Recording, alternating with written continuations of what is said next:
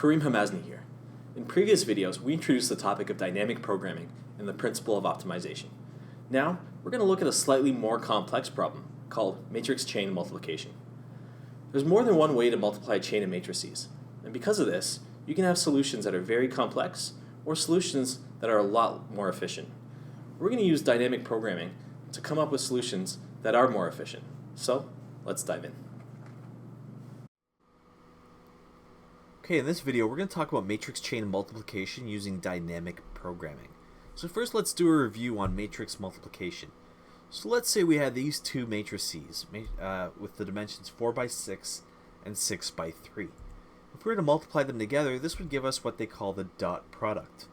Now, in order for two matrices to be eligible to be multiplied, the inner dimension needs to match. So in this case, the 6 and the 6 are the same, so they can be multiplied. The resulting matrix is then a matrix of size 4 by 3, which is the outer dimensions, the 4 and the 3. So to do this operation, we have to multiply the first row in the first matrix with the first column in the second matrix. So to do this, it's 1 times 5 plus 5 times 9 plus 9 times 8 plus 7 times 9 plus 3 times 8 plus 4 times 2. When we do that math, we get this simple addition, and when added up, it equals 217. This value occupies the first spot in our new matrix. For the next round, we have to multiply the first row with the second column in that matrix. And the solution to that occupies where this green square has just showed up in the new matrix. When all is said and done, we get the following matrix values. And overall, we have 72 total multiplications when multiplying out these two matrices. To get to the 72 number, it's simply 4 times 6 times 3. So we multiply the outer dimension with one of the two inner dimensions and then the rightmost outer dimension. So the problem that we'll be covering in this video is using these 5 matrices, A1, A2, A3, A4, and A5, with the dimensions for them underneath. So the first thing we want to check to see if we can multiply them is if the inner dimension between two adjacent matrices match so that we can multiply them. So we can see that for A1 and A2, the inside dimensions are 10 and 10, so they can be multiplied. For A2 and A3, the inner dimensions are 3 and 3, so they too can be multiplied. And you can quickly see that as you go down, the same pattern persists. Now, if we were to just multiply these from beginning to end, so A1 times A2, and then the product of that times A3, and then the product of that times A4, and so on, it would take 1,784 multiplication operations. This can get very expensive in computing, especially with very large numbers being multiplied together. We can actually multiply different matrices together first by applying strategically placed brackets in order to bring that number down significantly. So, our goal is to find the optimal way to multiply these matrices to perform the fewest multiplications. So the naive approach in trying to find the optimal way would be to try every single combination and then pick the most optimal one. However, this can get very expensive. In fact, the running time of that would be theta 4 to the n divided by n to the exponent 3/2. The 4 to the n dominates in this case, so it's exponential, and it's not practical. So there must be a better way, and there is. It's with dynamic programming. In order to first check to see if we can use dynamic programming, we have to check to see if the problem has optimal substructure. So let's assume we have a matrix series from AI to AJ, and let's say we have the optimal solution for it. And we have to assume that the solution is broken up into sub-problems, AI to K and AK plus 1 to J. So these two sub-problems together combine to form the optimal solution. But if there's a better way to multiply AI to K, then we would have a more optimal solution than the one that we've already defined as optimal. This would be a contradiction, as we've already stated that we have the optimal solution for AI to J. Therefore, this problem does have optimal substructure because we solved it by a proof by contradiction. So, Let's now break down the problem and try to come up with a recursive formula for it. So let's look at that matrix series AI to j. So it can be broken up into a more efficient solution, AI to k and ak plus 1 to j. We want to find out at which k returns the fewest number of multiplications. So let's define our recursive formula, and let's first define how we represent it. So we're going to use the symbology mij as the cost of multiplying the matrices from ai to aj. Now we want to try out a bunch of values for k in order to see what the best one is. So doing that, we now have two sub-problems. Mij becomes mik plus mk plus 1 to j. And then we have these p-values, which are the dimensions. So we have pi minus 1, pk, and pj. Now I'm going to show you what those are with an example shortly so that they'll make more sense. So now let's look at the original problem that we have. We have ai to k, ak plus 1 to j. So let's assume that ai to k resulted in a 2 by 3 matrix, and ak plus 1 to j resulted in a 3 by 4 matrix. Let's say ai to k had a cost of 100, and ak plus 1 to j had a cost of 200. In the formula above, we'd place 100 under mik, and we'd place 200 under mk plus 1 to j. Pi minus 1 is equal to 2, which is the outermost dimension. Pk is equal to 3, which is the innermost dimension. And pj is equal to 4, which is the rightmost dimension. Since we don't know what k is, we want to try this for a range of k that is greater than or equal to I, but less than j. The minimum return value is our solution. So now our final recursive formula is equal to this. Mij is 0 if I is equal to j, or it is the minimum through the range of k from k greater than or equal to I, less than j, for mik plus mk plus 1j plus pi minus 1 pk pj, all multiplied together. Now, if this doesn't make sense so far, we're going to go through an example that is going to clear a lot of things up. So, before we go through the example, I'm just going to place the mij recursive formula at the top so we can reference it as we go through this problem. So we want to start with I is equal to j, and then we want to start going with I is less than j, starting with a spread of 1, working our way up. And I'm going to explain what this means in just a moment. We're going to actually solve this problem by keeping track of data in a table. And the table is as follows. So because I is never greater than j, for the parts of the table where I is greater than j, we just mark that off with an x as dead space that we're not going to use.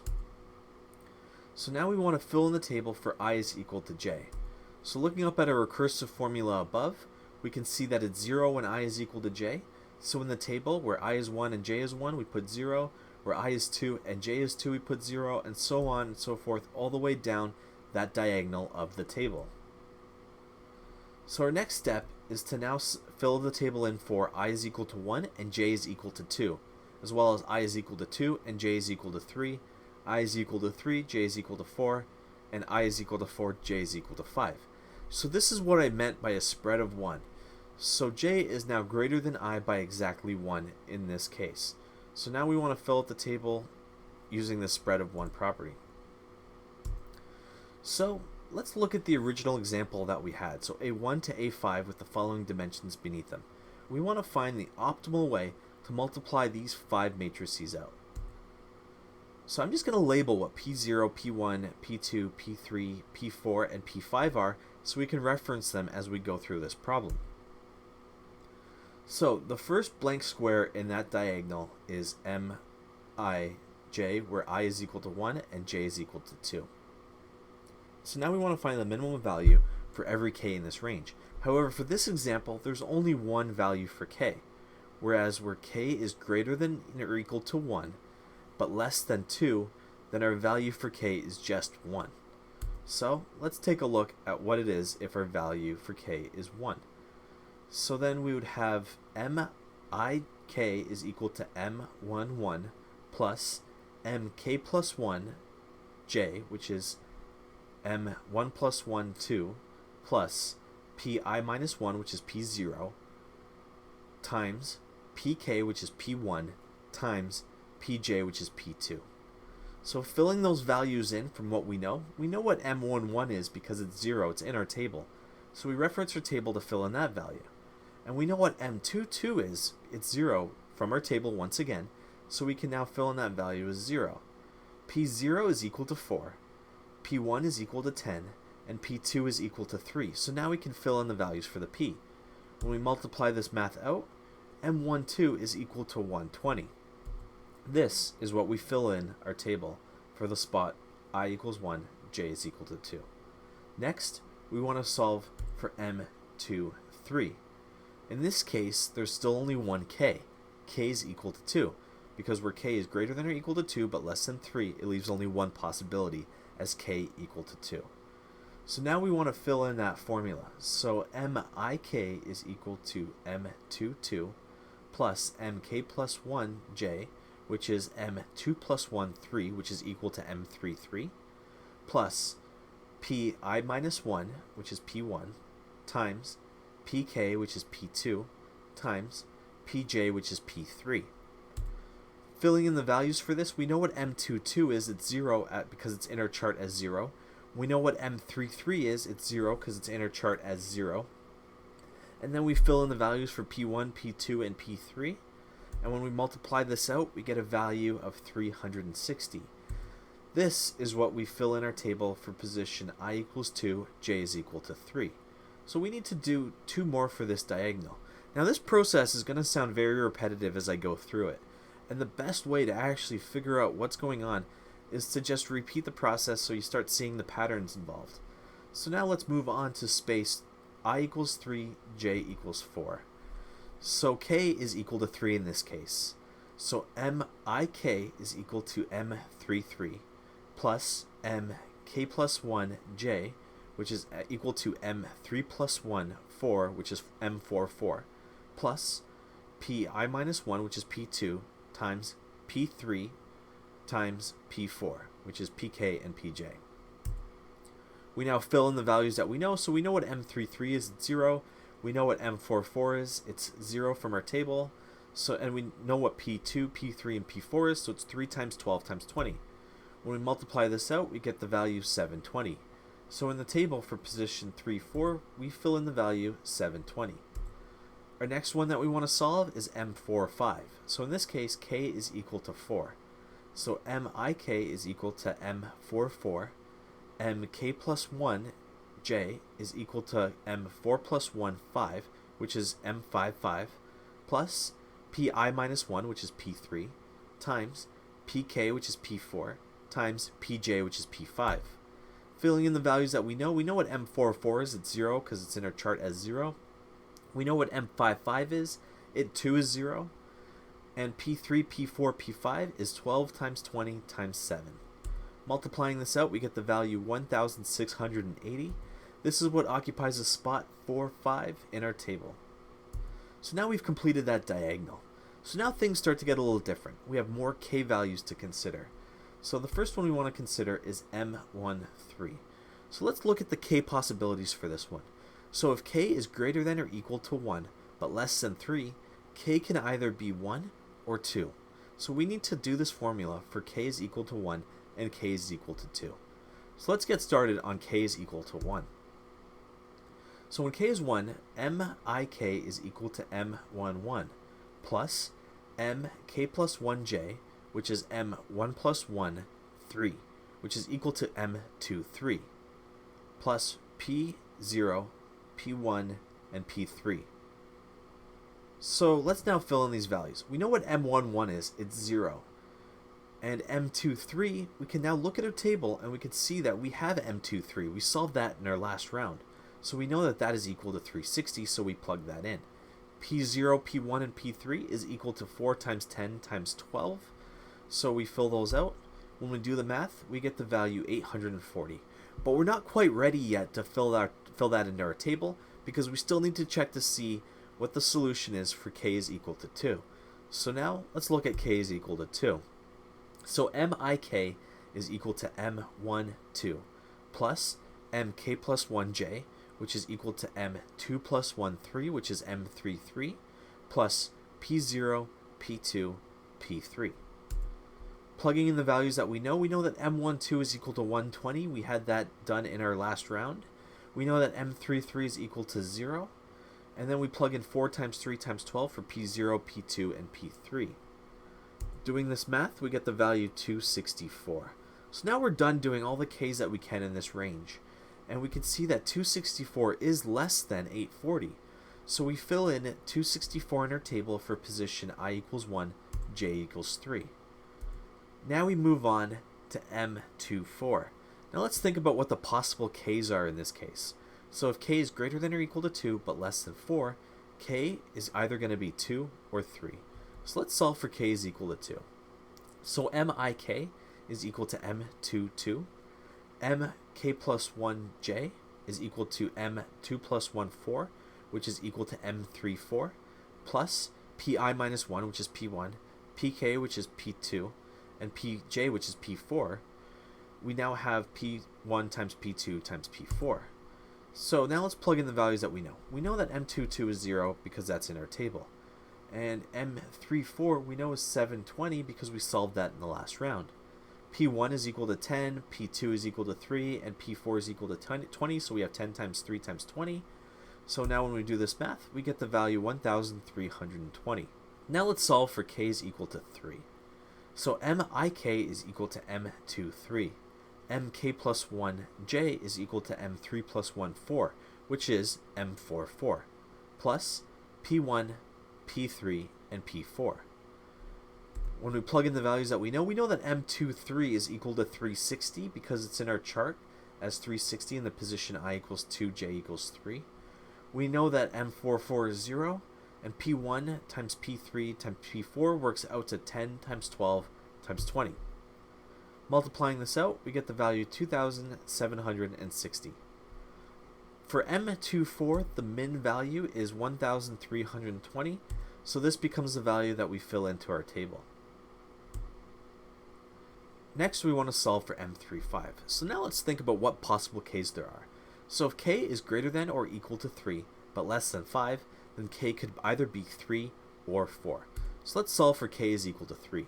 So mik is m33 plus mk plus 1j, which is m3 plus 1, 5, which is m45, plus p2, p3, p5. So now let's fill in the values that we know. We know that m33 is 0 because in our chart it's listed as 0, and m45 we know is 1,680 because we solved that in our last round. P2, P3, P5 works out to 3 times 12 times 7. When we do the math, we get the value 1,932. Now let's solve for k is equal to 4. So mik is m34 plus mk plus 1j, which is m4 plus 1, 5, which is equal to m55. We then add p2, p4, and p5. So we know what 34 is at 720 because we did that in the last round. And we know what m55 is, it's 0. P2, P4, P5 works out to 3 times 20 times 7. So when we do the math, we get the value 1,140. 1,140 is less than 1,932. So this becomes the value that we fill into our chart for I is equal to 3, j is equal to 5. So we now completed this diagonal across the corner. So far, we've been calculating values at different k's. And the k value is actually very important for determining where we place our parentheses in the end. So I'm just going to make note of that now so that you guys can keep an eye on the k value that we select. And at the end, we're going to tie it all together. So now we want to solve for I is equal to 1 and j is equal to 4. So now let's think about what the possible k values are in this spread. So if k is greater than or equal to 1 but less than 4, k is either equal to 1, 2, or 3. So let's solve for k is equal to 1. So mik is equal to m11 plus mk plus 1j is equal to m1 plus 1, 4, which is equal to m24, plus p0, p1, p4 multiplied together. When we plug in the values that we know that m11 is 0, and m24 is 1,320 because we calculated that in the last round. P0, P1, and P4 work out to 4 times 10 times 20. And when we do this math, we get 2,120. Now we want to solve for K2. So MIK is equal to M12. MK plus 1J is equal to M2 plus 14 plus P0, P2, P4 multiplied together. So now let's plug in the values that we know. We know what M12 is because we solved that before in a previous round. And M24 is 720 because we also solved that in a previous round. P0 times P2 times P4 works out to 4 times 3 times 20. When we do this math, we get the value 1080. We still have one more k to solve for. It's k is equal to 3. So MIK is equal to M13. MK plus 1J is equal to M3 plus 14, which is equal to M44, plus P0 times P3 times P4. We know what M13 is. It's 264 because we solved that in the last round. We know what M44 is. It's 0 because it's in our table. And P0, P3, and P4 works out to 4 times 12 times 20. When we do this math, we get the value 1,224. So 1,080 is less than both 1,224 and 2,120. So it is the solution that we fill in the table at this point, at k is equal to 2. So I just filled that in. Now we want to solve for I is equal to 2, j is equal to 5. So what possible k values do we have? Well, if k is greater than or equal to 2 and less than 5, k could either be 2, 3, or 4. So if k is equal to 2, MIK is equal to M22 plus MK plus 1J, which is equal to M2 plus 15, which is M35, plus P1 times P2 times P5. So let's plug in the values. We know that M22 is 0 because it's in our chart as 0, and M35 is 1,140 because we solved for that in our previous round. P1, P2, P5 work out to 10 times 3 times 7. So when we do the math, we get 1,350. Now let's solve for k is equal to 3.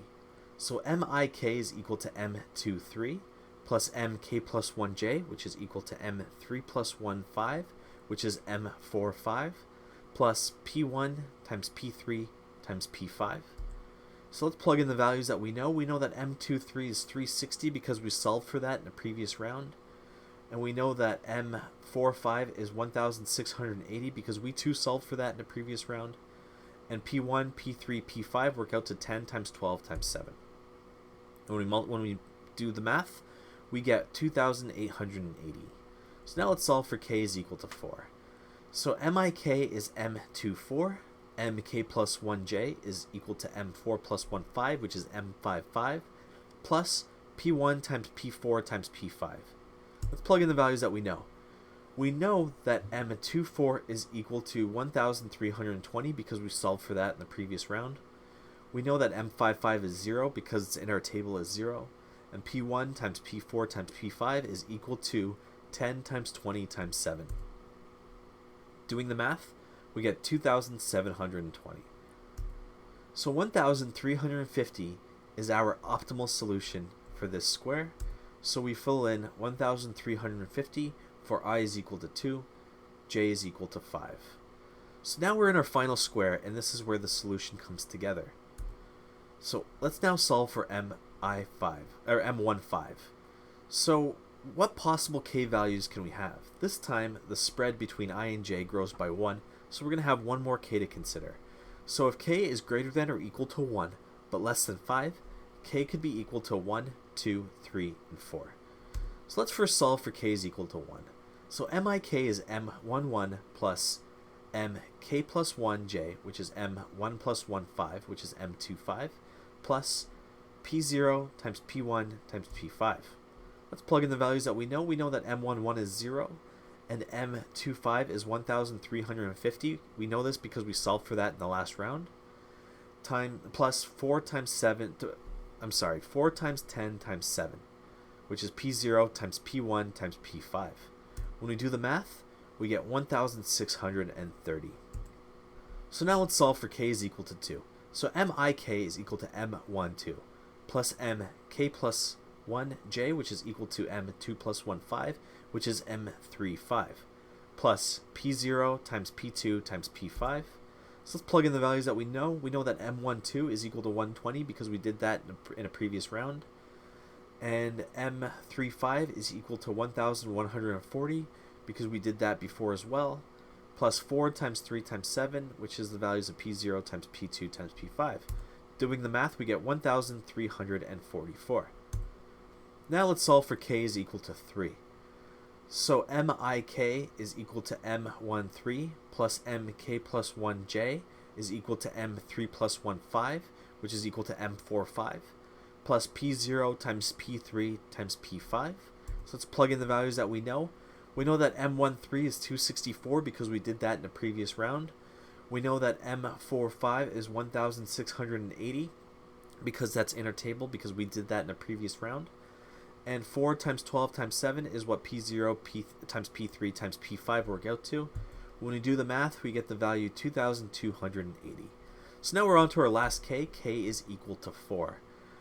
So in this case, mik is equal to m14 plus mk plus 1j, which is equal to m4 plus 1, 5, which is equal to m55, plus p0 times p4 times p5. When we plug in the values that we know that m14 is equal to 1080 because we did that in the last round. We know that m55 is equal to 0 because that's in our table. And p0 times p4 times p5 is equal to 4 times 20 times 7. When we do the math, we get 1640. So in this case, k is equal to 2 gives us the optimal value of 1344. So this is what we fill into our table, and we now know that we can do this in as little as 1344 multiplications. But where do we put our brackets? And this is where the k values come in. So we must put our focus on those. So I've just moved A1 to A5 down so we can keep a better eye on it, so we can start to put our brackets in. So when we solve for M15, which is the whole array of matrices from A1 to A5, we found that the best solution was when k was equal to 2. What this tells us is we now put a bracket between A2 and A3. So now we have to look at the recursion in the formula for that optimal solution. So M12 is just two matrices, so it doesn't make sense to put any brackets between them because it's trivial, they're just 2. However, now we look at the right bracket side, which is A3 times A4 times A5, and we could potentially have a new place to put a matrix there. So let's go back to our solution for when we solved M35. When we solved M35, we found that the best value was found at k is equal to 4. So what this means is that between A4 and A5, we put another bracket. So now we have the brackets around the matrices and how to multiply them using the Bedmas operations, brackets, exponents, division, multiply, addition, subtraction. So we know that we do whatever's in the brackets first. And by doing so, we'll get an optimal solution. But first, we need to check our work. So let's start to multiply these out and see if the solution that we get equals what we found in our table earlier. So the first thing we do is we start to multiply different matrices out. So let's first multiply A1 times A2. There would be 120 operations by doing this multiplication. And I got to 120 by multiplying 4 times 10 times 3. The resulting matrix would be a 4 by 3 matrix because it's the outermost dimensions of those two matrices. Next, I want to multiply A3 times A4. So 3 times 12 times 20 would give me a value of 720 multiplication operations, and the resulting matrix would be of size 3 by 20. A5 I just bring down untouched so that we can multiply it in the next round. So now I want to multiply the 3 by 20 matrix and the 20 by 7 matrix, and this would cost me 420 multiplication operations, 3 times 20 times 7. The resulting matrix would be a 3 by 7 matrix. Now the 4 by 3 matrix found on the left side, I'm going to just bring that down untouched, and together multiplying out these two will give us our final operation. So 4 times 3 times 7 is 84 multiplications, and the resulting matrix would be a 4 by 7 matrix. So now that we're down to no more multiplications, we have to take the values in red and add them together. And when we do, we add up that it took 1,344 multiplication operations to reach this conclusion, which matches what we discovered when filling out that table in previous slides. Therefore, the parentheses around the matrices A1 to A5 as shown is the optimal way to multiply these matrices to have the fewest number of multiplication operations. So that concludes matrix chain multiplication. Thanks for joining. Have a good day. Thank you for watching. Go to csbreakdown.com for more, subscribe to our videos, and like this. Bye.